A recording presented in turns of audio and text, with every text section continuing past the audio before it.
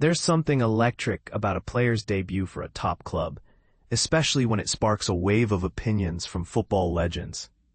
Viktor Gyokeres' first official appearance in Arsenal's red shirt has done exactly that, leaving Shearer and Gary Lineker echoing the same thoughts, though not without a touch of nuance that invites debate. So what exactly happened on that pitch, and why are people already buzzing about Gyokeres' potential? Let's dive in. Before Arsenal faced off against Manchester United at Old Trafford, there was heated speculation about Mikel Arteta's starting lineup. Would he go with the familiar presence of Kai Havertz up front, or would he hand the reins to newcomer Viktor Gyokeres? Even Theo Walcott weighed in, predicting that Arteta would lean toward the comfort of familiarity by choosing Havertz. But as it turned out, the Arsenal manager opted for boldness instead, giving Gyokeres his chance right away, even though the Swedish striker is still finding his rhythm and syncing with his teammates. After the match, former Manchester United defender Rio Ferdinand shared his take on Gyokeres' performance. While some critics were quick to point fingers, Ferdinand remained optimistic, suggesting that it's too early to judge the striker harshly. However, the conversation took an intriguing turn when Shearer and Gary Lineker joined forces on the Rest is Football podcast to share their thoughts. Lineker kicked things off by describing Gyokeres' debut as a tough one. He noted how the striker struggled to make an impact, largely because Arsenal failed to create many clear-cut chances. The Gunners weren't playing their usual fluid style, which didn't help matters for the new signing. They were miles below their best, Lineker remarked. But they got the 3 points, and they'll be thrilled with that. He pointed out that while Arsenal defended solidly, their attack lacked sharpness, leaving Gyokeres isolated and barely involved before being substituted around the hour mark. Shearer chimed in, agreeing with Lineker, but adding a layer of intrigue to the analysis.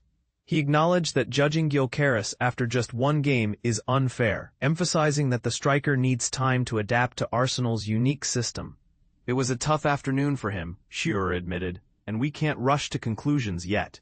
He's going to need time to settle in. Still, Shearer couldn't hide his admiration for certain raw qualities Gyokeres brings to the table. He's incredibly quick across the ground, looks strong, and seems powerful, Shearer explained.